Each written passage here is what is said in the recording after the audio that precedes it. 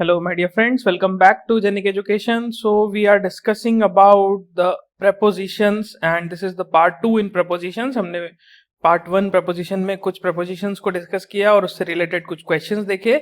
चलिए आगे बढ़ते हैं. Now let us continue our discussion with some of the important prepositions. तो सबसे पहला important preposition है at. Okay, at. तो हमें सीखना क्या है ultimately?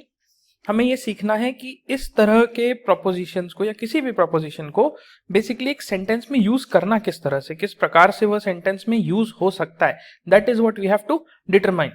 तो इस चीज को करने के लिए हमें क्या करना होगा, हमें हर एक प्रपोजिशन का यूजेस, ओके, इसके यूजेज जो है बेसिकली इंग्लिश में सीखना होगा. तो क्योंकि अल्टीमेटली देखिए अपन जो इंग्लिश पढ़ रहे हैं that is not an academic English. Basically हम पढ़ना चाहते हैं इंग्लिश यूजेज. ओके, ये बहुत इंपॉर्टेंट पॉइंट है. There is a difference between the grammar and English usages. बस यहाँ पे क्यों आपसे ऐसा कहा जा रहा है, बिकॉज आपको जिस भी पोस्ट पे आप जाके जब बैठोगे तो वहाँ पे आपको डॉक्यूमेंटेशन करना होगा एंड डेफिनेटली उसमें एक अच्छी इंग्लिश की रिक्वायरमेंट है. अच्छी इंग्लिश का मतलब है कि correct English. Okay, correct English की मैं बात कर रहा हूँ. मैं ऐसा नहीं कह रहा कि बहुत टफ वाली कोई इंग्लिश आपको शेक्सपियर लेवल की लिखनी होगी. You just need to write the documents in the correct form. Okay, तो ये चीज आपको ध्यान रखनी है. इसलिए अपन इस तरह से सेपरेटली हर एक प्रपोजिशन को, हर एक इडियम को हमने डिस्कस किया था. देखें अभी हम आगे वर्ब को भी डिस्कस करेंगे.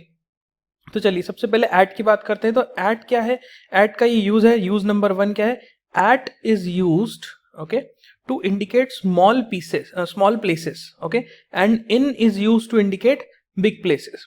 तो इसका मतलब अगर मान लीजिए आप कहीं सिटी में घूम रहे हैं और आप बोलें कि लेट सपोज आप कोई लोकेशन, मान लीजिए कोई चौक है लेट सपोज. ओके, तो what you will say to your friend कि आई एम एट एबीसी चौक.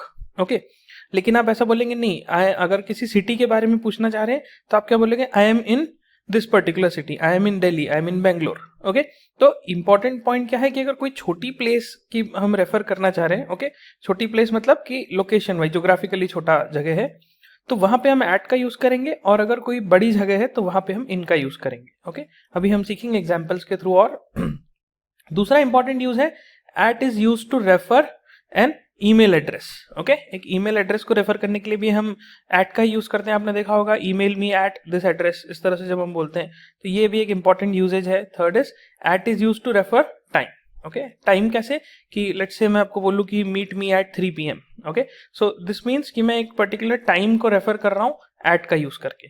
ओके, चौथा यूज है, at is use to indicate one's activity. Okay, किसी की कोई एक्टिविटी को बेसिकली जब हमें शो करना है तो हम इस तरह से बोलेंगे. फॉर एग्जाम्पल लेट सपोज आप स्टडी कर रहे हैं या फिर कॉलेज में, तो I will say that he is at college. Okay, और ही इज एट स्टडी.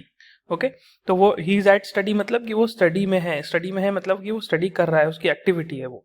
तो इस तरह से जब हमें किसी वर्ब को या किसी एक्शन को शो करना है, एक्टिविटी को शो करना है, तो वहां पे भी हम एट का यूज कर सकते हैं. ओके, तो ये कुछ इंपॉर्टेंट 4 यूजेज हैं ऐट के, जो कि आपको ध्यान रखने हैं. बिल्कुल अच्छे से माइंड में बिठा लेना है इनको, प्रॉपर नोट्स बना लीजिए, क्योंकि अल्टीमेटली आपको क्वेश्चन सॉल्व करने में यही यूजेज जो हमने लिखे हैं, इसी तरह से यूजेज आपको हेल्प करेंगे. ओके, चलिए एग्जाम्पल देखते हैं. सबसे पहला एग्जाम्पल हमारा आता है, आई live at Mukesh Nagar in Delhi. तो आई लिव एट मुकेश नगर का क्या मतलब हुआ कि मुकेश नगर एक छोटी जगह है compare to Delhi. Okay, geographically. So definitely यहां पर I want to say that I live at Mukesh Nagar in Delhi means कि ये एट जो है इस छोटी प्लेस को रेफर कर रहा है, और फिर ये इन जो है ये एक बड़े एरिया को रेफर कर रहा है. सो दैट्स व्हाई यहाँ पे हम यूज कर रहे हैं I live at Mukesh Nagar at Delhi. Second is, there are a good number of people at the park. Okay, अब क्यों ऐसा बोला, एट द पार्क क्यों बोला, because the park is a small place, geographically small place. Okay, then third हम देखते हैं. For example मैंने बोला meet me at 5 PM tomorrow, तो कोई भी एग्जाम्पल हमने लिया एट टाइम को रेफर करने के लिए. और चौथा लेट सपोज कि John लाव्ड at my acting in the play.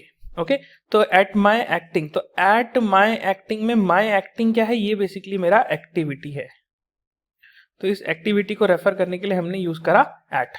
Okay, तो this is the complete usages of at. इसमें और बहुत सारे यूजेज होते हैं एट के, बट हमारे लिए जो इंपॉर्टेंट है एग्जाम पर्सपेक्टिव से वो यही है, तो इसे ध्यान रखिए. चलिए अगले पे आते हैं. Next is on.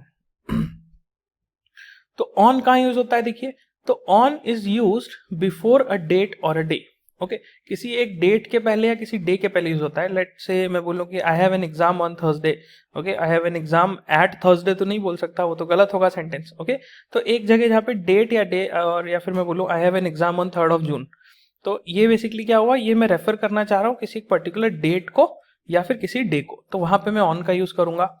ओके दूसरा यूजेज आता है कि on is use to refer TV और अदर डिवाइसेस. ओके मतलब किसी चीज को रेफर करने के लिए, जैसे मैं बोलता हूँ कि स्विच ऑन द टीवी, इस तरह से मैं अगर बोलूँ switch on the radio, what ever word you can say, तो स्विच ऑन करने का ये मतलब हुआ कि you should start that particular device. Okay और टर्न ऑन द कार, इस तरह से जब हम बोले. तीसरा यूज होता है on is use to refer body parts. Okay body parts में आप बोलो कि hands, my legs, my nose, eyes, ears, okay anything you can say, तो उन चीजों को रेफर करने के लिए भी ऑन का यूज होता है. अगर हम कुछ इंपॉर्टेंट एग्जाम्पल देखें, for example you should come on here, you should come here on Monday, तो ये क्या करा मैंने, ये बेसिकली एक डे को रेफर करने के लिए यूज करा ऑन का. Okay next example, there will be a holiday on 2nd of October, तो ये 2nd of October क्या कर रहा है, ये 2nd of October बेसिकली इस पर्टिकुलर एक डेट को, किसी एक डेट को रेफर कर रहा है, तो डेट को रेफर करने के लिए मैं यहाँ पे ऑन का यूज कर सकता हूँ. अगला example, she is on the phone talking to her best friend. So she is on the phone मतलब क्या हुआ कि मैं एक पर्टिकुलर डिवाइस को रेफर कर रहा हूँ. ओके तो यहाँ पे ऑन द फोन या फिर कहें स्विच ऑन द फोन, कोई भी ऐसा सेंटेंस हम बोले जहाँ पे हम किसी इलेक्ट्रॉनिक डिवाइस को या किसी डिवाइस को रेफर कर रहे हैं, तो वहां पे हम इस पर्टिकुलर वर्ड का यूज कर सकते हैं. Okay next, monkey sat on my neck when I went near it. Okay तो मंकी सैट ऑन माई नेक क्यों बोला उसने, क्योंकि माई नेक जो है वो क्या एक बॉडी पार्ट है. Okay this is your body part, तो मैं बॉडी पार्ट को रेफर करते हुए ये सेंटेंस बोलना चाह रहा हूं, इसलिए I am using on here. Okay next usages है since. Now since is very very important. तो दो वर्ड्स होते हैं, एक देखिए सिंस होता है और एक फॉर होता है, तो ये दोनों में अक्सर हम गलती करते हैं इनका यूजेज करना, हम सीखते हैं आगे कैसे होता है, बट अभी हम सबसे पहले डिस्कस करते हैं सिंस का यूज. तो सिंस कहाँ यूज आता है, from a particular time in the past until a later time और अंटिल नाउ. इसका क्या मीनिंग हुआ, मतलब सेंस का मैं यूज ऐसी जगह पे करूंगा कि मैं कोई पास्ट बैक डेट से लेके अभी तक का कुछ रेफर करना चाह रहा हूं.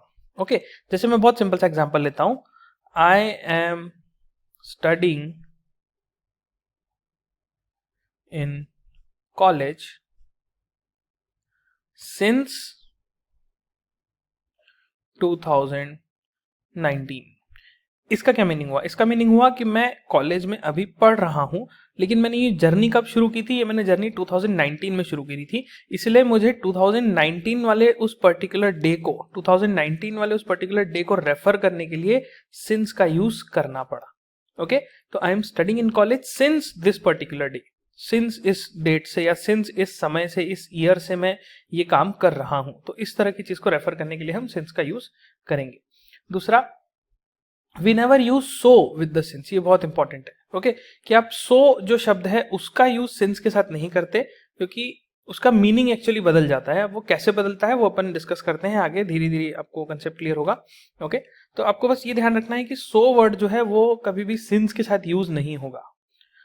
एग्जाम्पल, फॉर एग्जाम्पल मैंने लिखा कि since he drove recklessly he met an accident. Okay तो ही ड्रोव रेकलेसली मतलब क्या, कि मैं कोई एक पास्ट पॉइंट से रेफर करना चाह रहा हूं कि हाँ उस पॉइंट से उसने रेकलेसली ड्राइविंग शुरू करा और इसीलिए he met with an accident. Okay तो अल्टीमेटली ये पॉइंट जहां से है, मतलब जहां से ये जर्नी शुरू हुई है या जहां से ये सेंटेंस की बात होना शुरू हुई है, ठीक है, उस पॉइंट से मुझे रेफर करना था, तो we are using since. Okay second is since I was ill I could not come. Okay since I was ill so I could not come, तो मैं इल था इसीलिए आई वॉज इल, सो बेसिकली इल होने की वजह से I wasn't able to come. Okay तो अब यहाँ पे आप देखेंगे ध्यान से, since I was ill I could not come sentence जो है ये बिल्कुल करेक्ट है, ठीक है, लेकिन जैसा आपने देखा मैंने बोलते समय क्या बोला, since I was ill so I could not come. Okay तो यहाँ पे मैंने क्या करा, मैंने प्रोनाउंसिएशन करते समय, वर्बली बोलते समय सो वर्ड का यहाँ पे यूज करा. ओके जो कि कॉमनली सभी करते हैं, हम करते हैं इस तरह का reference. Okay since I was ill so I could not come. I couldn't come, कुछ भी लिखते हैं इस तरह से। तो यहाँ पर हमें क्या ध्यान रखना है कि हाँ, आपने वर्बली बोल लिया, दैट्स फाइन, कोई प्रॉब्लम नहीं है। अपन बोलचाल की भाषा में ऐसा वर्ड यूज कर सकते हैं। बोलचाल की भाषा में अगर आप थोड़ा सा गलत भी करते हैं ग्रामेटिकली तो कोई इशू नहीं होता, ओके। लेकिन जहाँ रिटर्न होता है, जहाँ पे फॉर्मल डॉक्यूमेंट्स बनते हैं, जहाँ पे गवर्नमेंट के फॉर्मल ऑर्डर्स निकलते हैं, नोटिस जारी होते हैं, तो आपको ये ध्यान रखना है कि ऑब्वियसली बात है वहां पर हर एक वर्ड का इंपॉर्टेंस है। कुछ भी वर्ड इधर से उधर हुआ तो पूरा का पूरा मीनिंग, इंटरप्रिटेशन जो है वो पूरा का पूरा चेंज हो जाता है। तो इस वजह से जो करेक्ट सेंटेंस है वो यही है कि since I was ill I couldn't come. आप बोलते समय बोल लीजिए कि हाँ, since I was ill so I could not come, कोई फर्क नहीं पड़ेगा। लेकिन लिखते समय आपको ध्यान रखना है कि यहां पर सो का यूज नहीं होगा, ओके।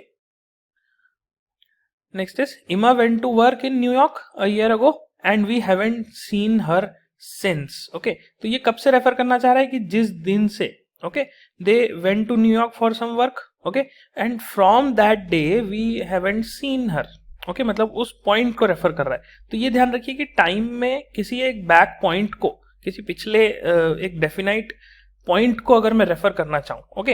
अब डेफिनाइट पॉइंट का ये मतलब नहीं कि वो कोई डेट ही होना चाहिए। यहाँ पे उसने क्या बोला, Emma went to work in New York, तो ये भी एक डेफिनाइट टाइम है जहां पे उसने वर्किंग शुरू करी, ओके। तो उस पॉइंट से लेके अभी तक जो है दे आर बेसिकली और ही और she is basically not met with any one of them, okay, किसी से वो मिली नहीं है because when she went to the work in the New York. तो वो कोई पर्टिकुलर टाइम रहा होगा जिस पर्टिकुलर टाइम पे she went to New York, okay. तो ये चीज हमें ध्यान रखनी है कि यहां पर इसीलिए हमने सिंस का यूज किया है। Since she received the promotion letter she has been very happy.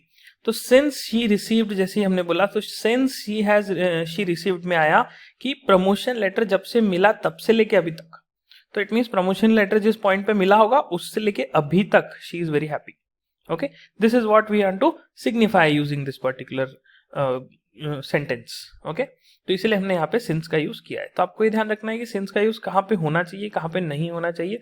तो एक छोटा सा मैं डिफरेंस भी आपको क्लियर कर देता हूं। देखिए, सिंस क्या है, for a definite point of time, एक डेफिनाइट पॉइंट ऑफ टाइम को रेफर करने के लिए यूज होता है। फॉर क्यों यूज होता है, for is used for a definite period of time. अब यहाँ पे ध्यान से देखिए, ये पीरियड लिखा है मैंने और यहाँ पे पॉइंट लिखा है। पीरियड क्यों लिखा है, पीरियड इसलिए लिखा है बिकॉज कि फॉर जो यूज होगा वो एक डेफिनाइट पीरियड के लिए यूज होगा। पीरियड के लिए कैसा, फॉर एग्जाम्पल मैंने एक सेंटेंस लिखा, I am working for 4 years in this company, okay. तो अगर मैंने ऐसा सेंटेंस लिखा, I am working for 4 years in this company, it means मैं 4 years का एक डेफिनाइट पीरियड है उसको रेफर करना चाह रहा हूं। यहाँ पे पॉइंट नहीं है कोई सा, ओके। 4 years है, पूरे 4 years है, तो एक पीरियड को शो कर रहा है। तो जहां पे एक टाइम पीरियड को शो करेंगे वहां पे हम फॉर यूज करेंगे, और जहां पे हम एक पॉइंट को शो करना चाहेंगे वहां पे हम सिंस यूज करेंगे, ओके। डोंट वरी, अगर एक पॉइंट में क्लियर नहीं हुआ तो कोई बात नहीं, धीरे धीरे अभी एग्जाम्पल्स हम देखेंगे तो और क्लैरिटी बनती चली जाएगी। चलिए अगले अगले प्रोपोजिशन पे आते हैं, ओवर। तो ओवर कहाँ यूज होता है, we can use over to refer to extended periods of time, okay. कुछ ज्यादा ही जो पीरियड ऑफ टाइम जो है वो एक्सटेंड हो जाते हैं, बहुत लंबे हो जाते हैं। जैसे हम बोलते हैं over the past 5 years, over the past 7 years। इस तरह से आपने सुना होगा, हिस्ट्री की बुक्स में काफी लैंग्वेज लिखा रहता है, over the past 7 years this had happened, over the past 200 years this has happened. और ज्योग्राफी में पढ़ते हैं आप कि जैसा अभी कोरोना वायरस चल रहा है तो हम ये कहते हैं कि over the past decade we haven't seen such big massacre, sorry not massacre, it's basically a pandemic in this way, okay। तो ये sentences जो है वहां पर हम एक extended period of time को रेफर करना चाहते हैं, इसीलिए हम over का यूज कर सकते हैं। दूसरा हम यूज कर सकते हैं over का as an adverb, okay, to talk about a moment above something or someone, okay। मतलब किसी एक चीज के ऊपर की एक what we can say event को, एक मूवमेंट को रेफर करना चाहते हैं, तब हम इसको ओवर का यूज कर सकते हैं, ओके। जैसे कि फॉर एग्जांपल मैंने बोला, let suppose there is a fan over your head, okay, over your head. तो there is a fan over your head मतलब कि मैं एक पर्टिकुलरली फैन को रेफर कर रहा हूँ. ओके, फैन कहाँ पे है, वो उसका जो पोजीशन है, उसका जो मूवमेंट है वो कहाँ पे है, वो मेरे हेड के ऊपर है. तो in that case also we can use the word over. तो दो यूज हो जाएंगे, एक तो एक्सटेंडेड पीरियड ऑफ टाइम को रेफर करने के लिए और एक एज अ एडवर्ब यूज होता है. ओके, एडवर्ब क्या होता है ये भी धीरे धीरे क्लियर होगा. वर्ब का ही छोटा भाई बोल लीजिए एडवर्ब को. Will understand it in detail. For example मैंने लिखा we were sitting in the garden and a huge flock of geese flew over. तो यहाँ पे कैसा यूज हो रहा है, यहाँ पे कोई टाइम का रेफरेंस नहीं हो रहा. यहाँ पे क्या हो रहा है, यहाँ पे बेसिकली एक एज एन एडवर्ब यूज हो रहा है कि गीज जो है वो फ्लू हो गई. ओके, फ्लू तो हो रही है, बहुत अच्छी बात है, लेकिन फ्लू का कहाँ पे, मतलब ये जो एक्शन है ये कहाँ परफॉर्म हो रहा है, किस तरह से. तो एक्शन की और एक्स्ट्रा क्वालिटी बताने के लिए हमने ये एडवर्ब का यूज करा. ओके, तो एडवर्ब क्या होते हैं, एडवर्ब मतलब एक वह चीज, okay, which shows quality of verb. Okay, ये बहुत ही रूट डेफिनेशन है मैं कहूंगा एडवर्ब की, बट फिर भी मैं आपको जस्ट एक्सप्लेनेशन के लिए ताकि आप याद रख सकें. तो यहाँ पर फ्लू तो हुआ गीज. ओके, फ्लॉक ऑफ गीज जो था वो फ्लू हो गया. ओके, जो पूरा का पूरा एक झुंड था वो फ्लू हो गया. लेकिन वो फ्लू कहाँ से हुआ, वो हो सकता है कि गार्डन के बीच में से जा रहा हो, साइड में से जा रहा हो, ऊपर से नीचे से कहीं से भी जा सकता है. तो ओवर शो कर रहा है कि हाँ this is flying from the top of the garden. Okay, flying over the head, above the head. Okay, तो इस वे में हम ओवर वर्ड का यहाँ पे यूज कर सकते हैं to show above movement. Okay, show something movement above और समथिंग और समवन. ओके, किसी चीज के ऊपर से. ओके, दूसरा जैसे मैंने कहा over a period of 3 century, जैसे ये हमने कहा कि ओवर अ पीरियड, तो ओवर अ पीरियड मतलब कि एक्सटेंडेड टाइम को हम यहाँ पे जस्टिफाई करना चाह रहे हैं. ओके, जैसे मैंने एग्जांपल लिया, let suppose there is a fan over your head. तो इसके फैन कहाँ पे, वो बिल्कुल ऊपर है, something is above you. For example he travelled all over the world. तो ऑल ओवर द वर्ल्ड में क्या हुआ यहाँ पे, अल्टीमेटली हम ये कहना चाह रहे हैं कि वो वर्ल्ड के पूरे एरिया में, पूरे सब कुछ जगह पे वो ट्रैवल कर चुका है. ओके, तो ये टाइम का कोई बात नहीं हो रहा है यहाँ पे. यहाँ पे बेसिकली बात हो रहा है कि some movement above someone. Okay, और मूवमेंट अबव द वर्ल्ड, इस तरह से हम बोलेंगे इसको. Okay, so this is an important usage of above, sorry over. तो चलिए आते हैं अब कुछ एग्जाम्पल्स पे एंड लेट्स सी कि हमने जो सीखा है कितना उसको अप्लाई कर सकते हैं. तो लेट्स से ये एक क्वेश्चन है. Okay, so select the correct proposition among the alternatives. तो किस तरह से होगा यहाँ पे, हम यहाँ पे कुछ क्वेश्चंस देखेंगे, उन क्वेश्चंस के रिलेटेड कुछ ना कुछ आपको ऑप्शंस दिए रहेंगे और ऑप्शंस के बेसिस पे आपको जज करना है that what should be the correct preposition जो यहाँ पे फीड किया जा सकता है. तो देखिए सबसे पहला है I like T better dash coffee. Okay, तो पहला ऑप्शन है देन, दूसरा है देन, तीसरा है ओवर और चौथा है अबव. तो अब सोचिए जरा क्या हो सकता है, वीडियो को पॉज करके आप जरा इसमें सोचने की कोशिश कीजिए. ओके, चलिए मैं बताता हूं. यहाँ पे I like T better dash coffee, तो क्या हो रहा है, एक तरह से मैं टी और कॉफी को कंपेयर कर रहा हूं. तो कंपेयर करने के लिए कौन सा प्रपोजिशन यूज होता है, जरा सोचिए, याद करने की कोशिश कीजिए. कंपेयर करने के लिए यूज होता है THAN. Okay, this is for comparison. Okay, pardon my spelling. तो कंपैरिजन के लिए हम कोई सा भी अगर करना चाहते हैं कहीं पे दो नाउन्स के बीच में, तो वहां पे हम THAN यूज करते हैं. THAN कब यूज होता है, THAN बताता है कोई टाइम फ्रेम में क्रोनोलॉजिकल ऑर्डर को. जैसे मैंने बोला कि A happened and then B happened. Okay, तो A हुआ देन B हुआ, तो वहां पे ये THAN वाला आएगा. और ये THAN कहाँ पे आएगा, ये कंपैरिजन के केस में यूज होगा. ओके, इस तरह से हम बोल सकते हैं. So correct answer is then THAN. अगला देखते हैं, चलिए. Second is she tossed the coin dash the wishing well. Okay, she tossed the coin dash the wishing well. तो wishing well क्या है, wishing well मतलब कोई let's suppose एक कुआं है. ओके, जहाँ पे आप अपनी इच्छाएं प्रकट कर सकते हैं. तो उसने क्या करा, कॉइन को टॉस किया. अब ऑब्वियस बात है कि कुएं के ऊपर कोई टॉस नहीं करेगा, कुएं के अंदर टॉस करेंगे. ओके, तो अगर मुझे कोई ऐसा मूवमेंट बताना है जो कि इनवर्ड हो रहा है किसी चीज में, जैसे कि ये कुआं है let suppose. Okay, I am just drawing it something like this. तो ये कुआं है, मैं इसके अंदर कॉइन डाल रहा हूं. तो ये जो इनसाइड मूवमेंट है, ओके, इनसाइड मूवमेंट, ये जो इनसाइड मूवमेंट है इसको शो करने के लिए जो वर्ड हम यूज करते हैं इंग्लिश में, दैट इज इनटू. ओके, तो यहाँ पे करेक्ट आंसर होगा she tossed the coin into the wishing well, क्योंकि उसने विशिंग वेल के अंदर टॉस किया. तो correct answer is into. I hope this is clear to everyone. चलिए नेक्स्ट पे आते हैं. Third is the court has absolved him dash all the charges leveled against him. Okay, so the court has absolved him dash all the charges leveled against him. तो अब यहाँ पे जरा इस चीज को समझते हैं कि क्या यहाँ पे हम प्रपोजिशन यूज कर सकते हैं. तो हमारे पास 4 प्रपोजिशन है, of, with, in end of. तो यहाँ पे कौन सा यूज करेंगे जरा आप सोचिए. जो फर्स्ट लेक्चर में आपने नॉलेज गेन किया उसी के बेसिस पे ये क्वेश्चन बना हुआ है. तो ध्यान से देखिए, the court has absolved him and dash. तो यहाँ पे क्या हो रहा है, उस पर्टिकुलर पर्सन के रेफरेंस में कुछ चार्जेस की बात की जा रही है. तो यहाँ पे बेसिकली हम एक पर्सन के चार्जेस को रेफर करना चाह रहे हैं, और जहां पे भी रेफर करने की बात आ रही है तो वहां पे यूज होता है ऑफ. ओके, क्योंकि ऑफ वर्ड ही आपको रेफरेंस देता है, तो इसलिए करेक्ट आंसर हो जाएगा ऑफ. चलिए नेक्स्ट पे आते हैं. It is hard to come dash terms with such a loss. Okay, तो फर्स्ट ऑप्शन इज विथ, दूसरा is to, third is on and fourth is in. तो सोचिए जरा क्या है sentence. It is hard to come dash terms. Okay, मतलब किसी एक पॉइंट पे आने के लिए. तो it is hard to come on dash terms. Okay, इसका मतलब ये क्या बोलना चाह रहा है कि कोई ऐसी टर्म्स हैं ओके जिसपे आना बहुत कठिन है. अब आना कठिन है इसका मतलब कि मैं अगर इस तरह से टर्म्स को ड्रॉ करूं और फिर मैं ये बोलूं कि ये जो है ये लिमिट है टर्म्स की, कि इससे ऊपर मैं नहीं जा सकता, तो ये टर्म्स पे इस लिमिट तक आना बहुत मुश्किल है. तो जहां पर भी हम किसी लिमिट को इंडिकेट करना चाह रहे हैं वहां पे हम क्या यूज करते हैं, टू. ओके, तो यहाँ पे क्या टू क्यों यूज हो रहा है, to indicate the limit. Okay, तो आपका सेंटेंस क्या बन गया, it is hard to come to terms. Okay, come to terms मतलब इस टर्म्स पे आना, it is very difficult for us with such a loss. Okay,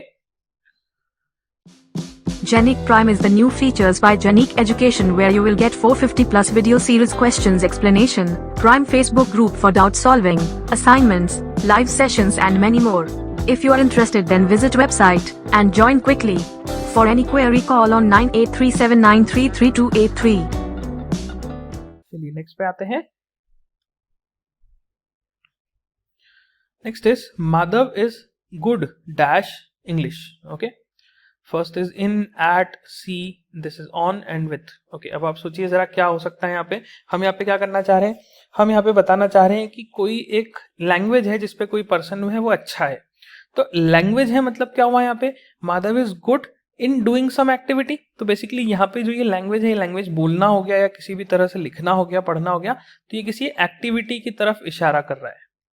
okay, तो इसलिए एक्टिविटी के लिए कौन सा बेस्ट वर्ड हम यूज करते हैं, एक्टिविटी के लिए हम यूज करते हैं एट.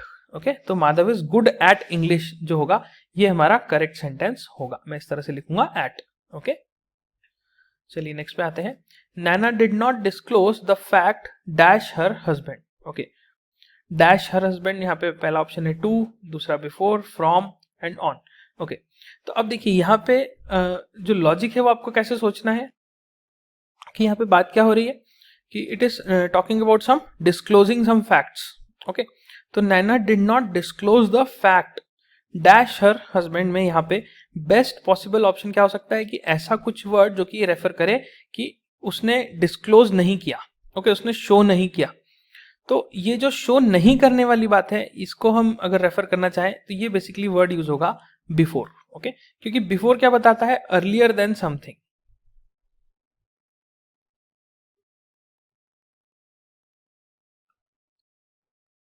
सो अर्लियर देन समथिंग यहाँ पे जो है इवेंट की बात करें तो बिफोर हर हस्बैंड, ये चीज हम यहाँ पे अल्टीमेटली जज कर पाएंगे इस चीज से. ओके,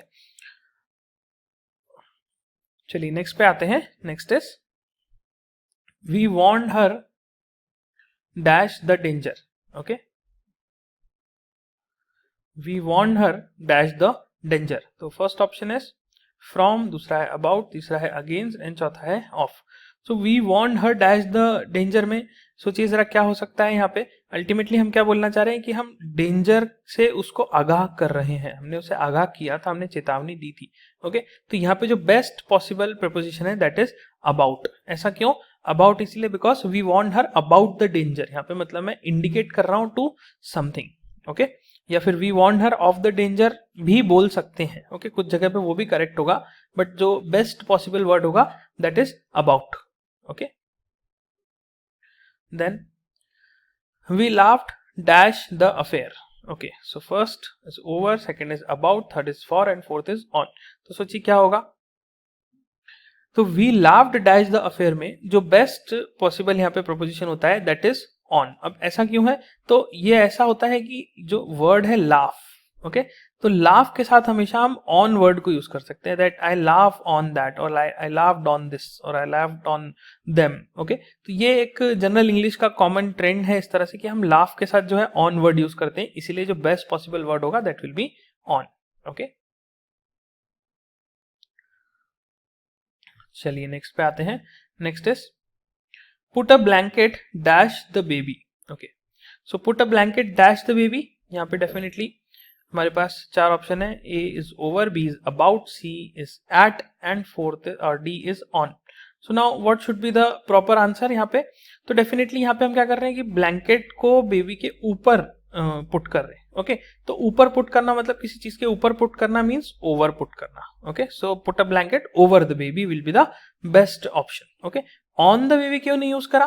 तो देखिए एक यहाँ पे बहुत ही छोटा सा डिफरेंस आता है। वो डिफरेंस कैसा कि जब हम ऑन यूज कर रहे हैं तो हम ऑन की वजह से जिस चीज पे एक्शन परफॉर्म किया जा रहा है वो हम कंसिडर करते हैं एक तरह से नॉन लिविंग। ओके, वो हम किसी ऑब्जेक्ट के लिए यूज करते हैं। लेकिन जब हम लिविंग पर्सन की बात करते हैं, लिविंग बीइंग की बात करते हैं, तो वहां पे better word is over compare to on. Okay, जैसे मैं बोलूं कि put a cap on the bottle, तो इट्स फाइन, ये करेक्ट है। लेकिन बॉटल जो है वो एक नॉन लिविंग ऑब्जेक्ट है, तो इसलिए मैं उसके लिए यूज कर सकता हूँ। बट अगर मैं ह्यूमन बींग्स के लिए रेफर करना चाहता हूँ then I can not use on. Okay, तो ये बहुत ही बेसिक सा एक डिफरेंस है जो कि डेफिनेटली इतनी आसानी से नहीं याद होता। You have to practise for that. Okay, तो जितना ज्यादा रीडिंग होगा, जैसे मैंने पहले भी कहा था, वो चीज आपको ध्यान रखनी है। Okay, so question 10, she was happy to partake dash the festival. Okay, she was happy to partake dash the festival. Okay, so first option is in, second option is of, third is at and fourth is for. Okay, अब सबसे पहले तो ये समझते हैं कि ये partake का मीनिंग क्या होता है। पार्टेक का मतलब होता है कि to eat something. Okay, to eat something. तो यहाँ पे क्या बोलना चाह रहे हैं कि she is happy to eat something festival के समय। ओके, तो फेस्टिवल के समय अगर वो कोई चीज को खाने के लिए रेडी है तो यहाँ पे हम क्या करेंगे, यहाँ पे हम किसी एक प्लेस को रेफर करना चाह रहे हैं या फिर किसी एक व्हाट वी कैन से एक फेस्टिवल या फिर इवेंट को रेफर करना चाह रहे हैं। Okay, you participate in the event होता है हमेशा, you participate at the event कभी नहीं होता। ओके, तो इसलिए आपने इवेंट में सम्मिलित हुए, शामिल हुए, उस चीज को हम शो करने के लिए इन वर्ड का यूज करते हैं। तो इसलिए यहाँ पे बेस्ट ऑप्शन क्या हो सकता है, in, that she was happy to dash in the festival और पार्टेक इन द फेस्टिवल, और she was happy to eat something in the festival, के फेस्टिवल के दौरान उसमें सम्मिलित होके वहां पे she is happy to take the food. Okay, so this is how you can understand the prepositions. Definitely it's a difficult topic. I agree कि कुछ लोगों को हो सकता है कि कहीं ना कहीं से प्रॉब्लम्स आ रही होंगी कि ये वर्ड ऐसा भी तो हो सकता है, ये वाला मैं लिखूंगा तो वो भी तो करेक्ट है। डेफिनेटली मैं मानता हूँ आपका पॉइंट सही है। डिफरेंसेस जो आते हैं अल्टीमेटली वो बहुत ही माइन्यूट होते हैं। जैसे मैंने आपको बताया कि ऑन और ओवर में डिफरेंस क्या आ रहा है कि मैं अगर put a blanket on the baby बोलूंगा ये करेक्ट है, सेंटेंस गलत नहीं है। ओके, लेकिन इंग्लिश में जनरल वे में जो यूज होता है वो बेसिकली इसलिए होगा कि put a blanket on the dash में यहाँ पे अगर एक लिविंग बीइंग है तो मैं ओवर जो यूज करना, ओवर जो वर्ड है वो यूज करना ज्यादा प्रेफर करूंगा कंपेयर टू ऑन। ओके, तो आपको ध्यान क्या रखना है, आपको बस ये चीज ध्यान रखनी है कि इसका कोई फिक्स्ड पैटर्न नहीं है। ये जो भी मेजॉरिटी ऑफ द या फिर कहें जो ग्रामर में डिसाइड हो जाता है, जब हम बहुत डिटेल में जाते हैं, फोनेटिक्स की बात करते हैं ग्रामर में या फिर वर्ड्स में, तब जाके ये चीजें निकल के आती है। और ऑब्वियस बात है, देखिए English is not a logical language. Okay, जैसा मैथमेटिक्स होता है वो एक लॉजिकल जैसा कुछ नहीं है यहाँ पे, it is a mode of communication. तो अलग अलग जगह पे अलग अलग तरीके से कम्युनिकेट करते थे। और English is not a what we can say original language, it is made up of multiple languages. Latin से निकाला, ग्रीक से निकाला, संस्कृत से भी बहुत कुछ निकाला हुआ है। तो ये खास बात आपको ध्यान रखना है कि it is not a single language, it's a combination of multiple languages. Okay, और ये डिसाइड कौन करता है कि कौन सा वर्ड आना चाहिए, कौन सा वर्ड नहीं? डेफिनेटली इसके लिए जो इनकी कमिटी है, जैसे कि ऑक्सफोर्ड हो गया, जो ऑक्सफोर्ड की डिक्शनरी आप निकालते हैं, मैरियम वेबस्टर की डिक्शनरी हो गई। तो बहुत सारी ऐसी कमिटीज़ हैं जो कि डिसाइड करती हैं कि कोई पर्टिकुलर वर्ड जो है वो किस तरह से यूज़ होना चाहिए। ओके, तो you have to understand this, you have to remember this कि only way to excel in the section of general English you have to read and read। Okay, मैंने लास्ट लेक्चर में भी कहा था, मैं फिर से रिपीट कर रहा हूँ, आपको रीडिंग तो करनी ही पड़ेगी। अगर आप नहीं कर सकते तो फिर आप इंग्लिश का पेपर में थोड़ा सा स्ट्रगल करेंगे ही। ओके, और रीड क्या करो? अच्छा, एक सवाल ये भी है कि ठीक है, रीड क्या करें? अच्छा, रीड तो बोल दिया आपने कि रीड करो, क्या रीड करें? तो क्या रीड करें का जवाब है कि आप कोई भी एक अच्छा सा न्यूज़पेपर ले लो। मैं रिकमेंड करता हूँ the newspaper the Hindu. Okay, मैं रिकमेंड करूंगा पर्सनली कि इस न्यूज़पेपर को आप रीड करो। पूरा रीड मत करो, आप सिर्फ क्या करो, आपको जो मसाला न्यूज़ लगता है वो पढ़ लो, आपको स्पोर्ट्स न्यूज़ अच्छी लगती है वो पढ़ लो, बिजनेस न्यूज़ अच्छी लगती है वो पढ़ लो, टेक्नोलॉजी न्यूज़ है वो पढ़ लो, जो अच्छा लगे वो रीड कर लो, लेकिन रीडिंग करो। Okay, just do this part and you will definitely excel in English paper. Okay, so that's all for this video. हम नेक्स्ट लेक्चर में मिलते हैं, हमारा डिस्कशन कंटिन्यू करेंगे about the propositions and we'll see a lot of different topics. So thank you for watching.